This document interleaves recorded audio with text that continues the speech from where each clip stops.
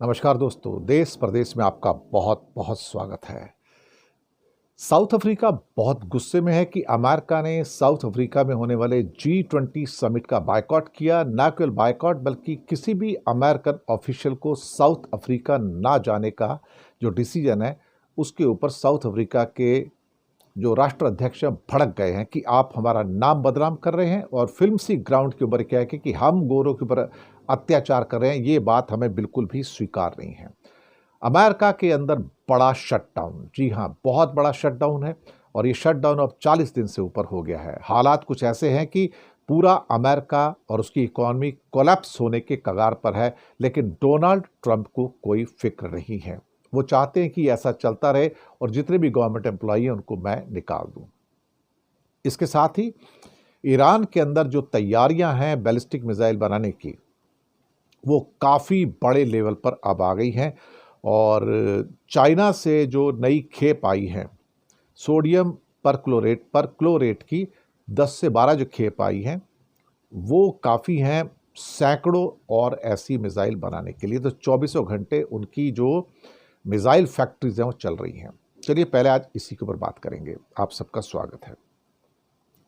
अब चाइना ने सबसे पहले तो कहा है कि उससे कहा गया कि आप ईरान को इस किस्म के मटेरियल्स मत भेजें, ऐसी कुछ अपील भी की गई है। 2000 टन सोडियम परक्लोरेट को तो भेज दिया गया है, लेकिन चाइना ने किसी भी चीज़ को मानने से इनकार कर दिया है। लेकिन चाइना के ऊपर किसी का जोर तो चलता नहीं भाई। न्यूयॉर्क टाइम्स की भी ताज़ा रिपोर्ट यह है कि डोनाल्ड ट्रंप भले ही बार बार दावे करें कि ईरान के न्यूक्लियर ज़खीरे को ज़्यादा नुकसान नहीं हुआ है, लेकिन नुकसान तो हुआ है। और हो सकता है कि इतनी जल्दी ईरान परमाणु बम या एटम बम ना बना पाए, लेकिन ये कहना अमेरिका का कि हमने ईरान के पूरे एटॉमिक प्रोग्राम को डिस्ट्रॉय कर दिया है, वो बिल्कुल भी माना नहीं जा सकता है। ईरान के साथ 2015 में किया गया एटॉमिक जो या न्यूक्लियर एग्रीमेंट ख़त्म हो चुका है और अब ख़ास तौर से 460 किलो के आसपास उनके पास एनरिच्ड यूरेनियम है, जिससे 10-12 तो बम बना ही सकते हैं।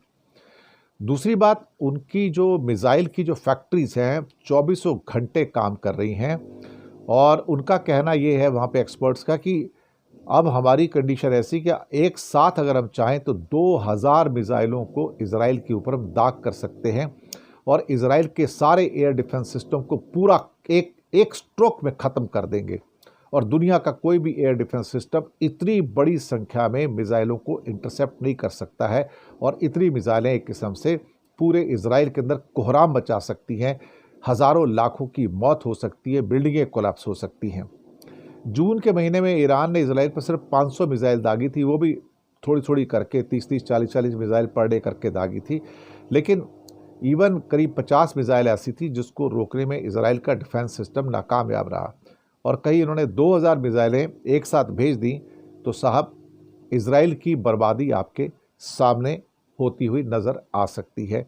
और ये ईरान कहता है कि हाँ, जब एक बार ऐसा अटैक करेंगे कि इजराइल तो क्या, इजराइल का कोई और भी आ जाए साथ में, उसको रोक नहीं पाएंगे। अमेरिका का भी एयर डिफेंस सिस्टम कंबाइन ले ले, कोई उसको रोक पाने में क्या कहते हैं कामयाब नहीं हो पाएगा, क्योंकि उनके रोकने की भी एक लिमिट होती है। तो ईरान में भी अब इस समय अमेरिका को लेके एक्चुअली 2 ग्रुप बने हुए हैं। एक ग्रुप जो है वो कहता है कि जंग होती है तो होने दो। दूसरा एक ग्रुप ऐसा है कि जो चाहता है कि अमेरिका के साथ कॉन्फ्रंटेशन लेने की बजाय एक थोड़ा सा एक लिमिटेड समझौता कर लिया जाए या लिमिटेड एग्रीमेंट किया जाए, ताकि लाइफ जो है थोड़ी सी नॉर्मलाइज हो सके और उनके एक्सपोर्ट्स भी दूसरे देशों को ऑयल गैस के हो सके। आते हैं अगली खबर के ऊपर, जो खबर है हमारे G20 की। और साउथ अफ्रीका के जो राष्ट्राध्यक्ष हैं रामफोसा, उनका कहना है कि हमारे ऊपर नस्ली हिंसा के, कि हम गोरों को मार रहे हैं, ये वाहियात किस्म के जो आरोप ट्रंप हमारे ऊपर लगा रहे हैं, जो अमेरिका लगा रहा है, वो बिल्कुल और बिल्कुल गलत है और हम इसको बिल्कुल भी स्वीकार नहीं करेंगे। आपको आना है आए, नहीं आना है मत आए, लेकिन हम अगर आप आएंगे तो आपका स्वागत है। लेकिन ये कहना कि मैं पूरा बायकॉट कर दूंगा और मैं वहाँ पर नहीं आऊँगा, वो आपकी मर्ज़ी है। लेकिन ये कहना कि जो हम गोरों के ऊपर अत्याचार कर रहे हैं और उनके हम खेतों को छीन रहे हैं, उनकी प्रॉपर्टी को छीन रहे हैं, उनके वायलेंस कर रहे हैं, उनको हम मार रहे हैं, उनको हम प्रेशराइज करके टॉर्चर कर रहे हैं, ये बिल्कुल और बिल्कुल गलत है और हम ऐसा कुछ नहीं कर रहे हैं। जो वाइट अफ्रीकी जो लोग हैं या किसान हैं, उनके ऊपर जो उत्पीड़न का आरोप लगाया गया कि हम उनको टॉर्चर कर रहे हैं, ये बिल्कुल और बिल्कुल गलत है।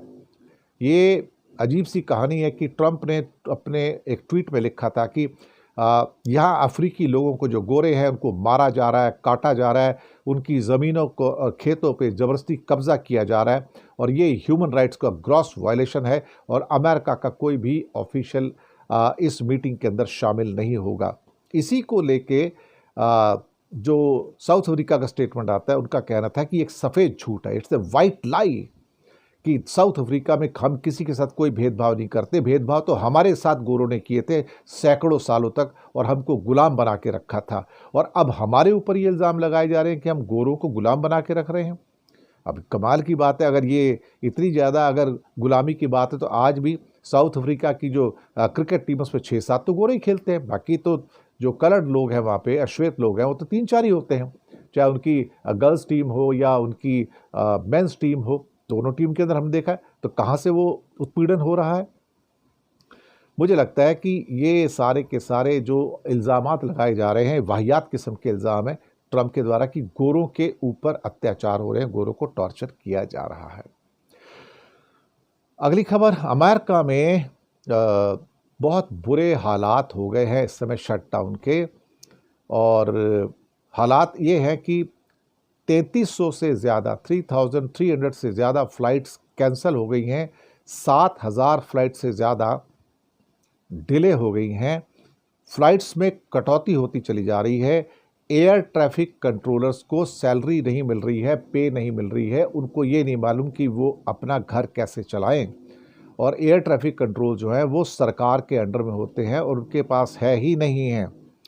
तो 40 सबसे जो बिज़ी एयरपोर्ट्स हैं वहाँ पर एक मंदी वाला माहौल है, 80% कर्मचारी काम पर नहीं आ रहे हैं और जो भी एयर ट्रैफिक कंट्रोल सिस्टम काम कर रहे थे उनको 1 महीने से कोई सैलरी, 1.5 महीना हो गया, 1.5 महीना होने को आ रहा है कि सैलरी नहीं मिली है और वो काम पर आना भी बंद कर चुके हैं। सिर्फ फ्राइडे को ही 1000 से ज़्यादा फ़्लाइट कैंसिल हुई, सैटरडे को 1500 से ज़्यादा फ़्लाइट कैंसिल हुई और ये जो कटौती है अब ये लगातार होती चली जा रही है।